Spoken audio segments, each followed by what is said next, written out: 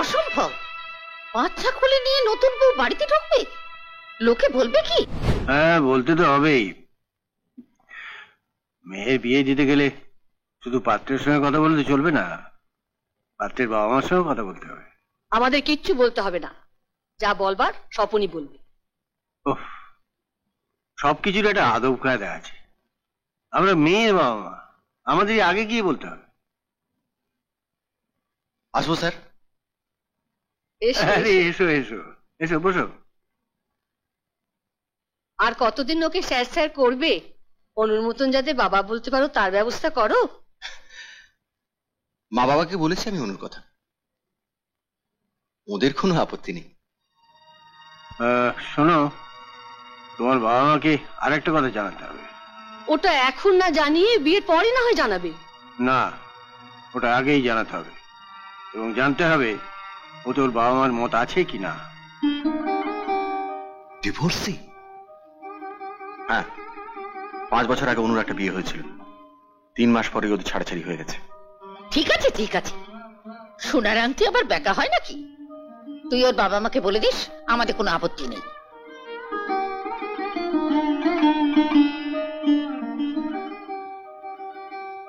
পাকা কথা দেবার আগে একবার তপন আর বড় বৌমাকে ডেকে জিজ্ঞাসা করো না ওদের কি মতামত। ছন্দার বিয়ের আগে স্বপনের বিয়ে দেওয়াটা ঠিক উচিত হবে কিনা?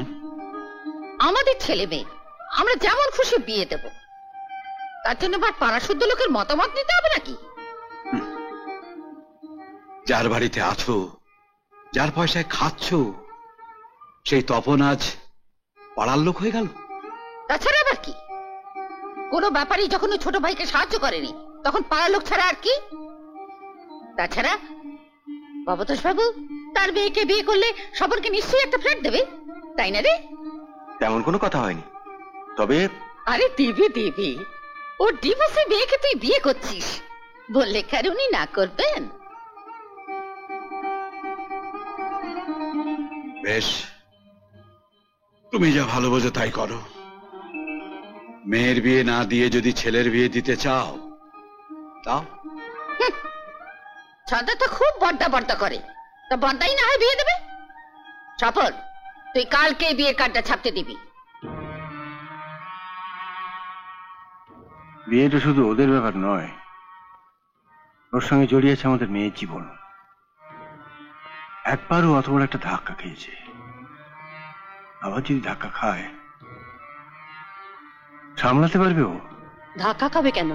স্বপন কিন্তু বলেই দিয়েছে সবকিছু। সব বলেছি কোথায়? আসল কথাই তো বলা হয়নি। ওটা বলার কি দরকার? বিয়ের পর সুযোগ বুঝে স্বপনকে সব বুঝিয়ে বললেই হবে। না, বিয়ের পরে নয়, যা বলার বিয়ের আগেই বলতে হবে।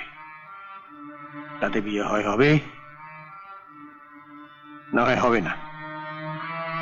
আরে বাবা, অনু ডিভোর্সি জেনেও যখন ওর মা বিয়েতে রাজি হয়েছেন, তখন ওর একটা 5 বছরের ছেলে আছে জানলেও ওর মা ঠিক রাজি হবেন। অসম্ভব।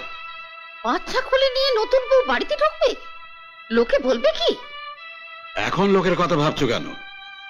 ডিভোর্সে শুনে তো বলেছিলে আমাদের ছেলের বিয়ে আমরা যেমন খুশি দেব, পাড়াশুদ্ধ লোকের মতামত নিতে হবে নাকি? বলেছিলাম, কিন্তু তাই বলে পাকা সোনার আংটিতে যখন আপত্তি করনি, তখন তো বোড়ানো সোনার আংটিতে আপত্তি করছো কেন?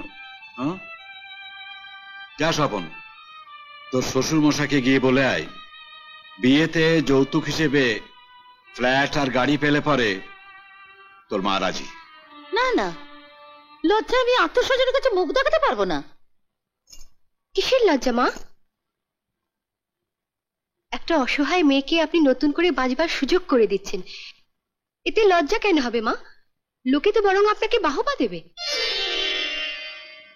কিন্তু তাই বলে আপনি বিচার করে বলুন তো বাবা, মেয়েটার দোষ কোথায়? যে ছেলেটি মেয়েটিকে ঠকিয়ে গেল, দেখুন গে, সে হয়তো এতদিনে ধুমধাম করে বিয়ে করে নতুন করে সংসার পেতেছে। তাহলে এই মেয়েটাই বা কেন অন্যের অপরাধের বোঝা বয়ে বেড়াবে সারাটা জীবন? কেন আর 5টা মেয়ের মতো নতুন করে ঘর বাঁধতে পারবে না?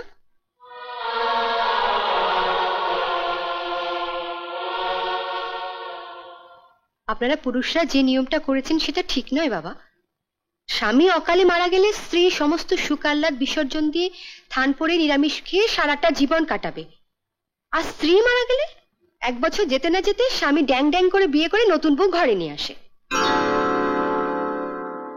তপন আবার কিছু বলবে না তো? আমি তোমার কাছে শুধু একটাই অনুরোধ করবো মা, আমার মুখে ঝামা ঘষবার জন্য তুমি মেয়ের বাবার কাছে ফ্ল্যাট গাড়ি চেয়ে নিজেকে ছোট করো না। স্বপন চাকরিটা ভালো করে করুক, আজ হোক কাল হোক ও নিজেই ফ্ল্যাট গাড়ি করতে পারবে।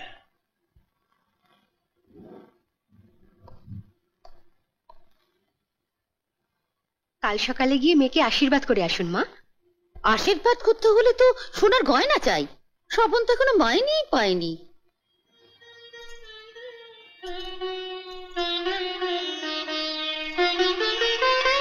আপনি এই হাতটা দিয়ে আশীর্বাদ করে আসুন।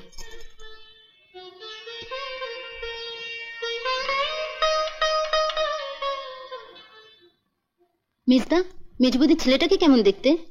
আমি তো ওকে দেখিনি, আজই প্রথম শুনলাম। রোজ ভোর 5টা একটা আয়াসকে নিয়ে যায়, ফিরিয়ে দিয়ে যায় রাত 11টা।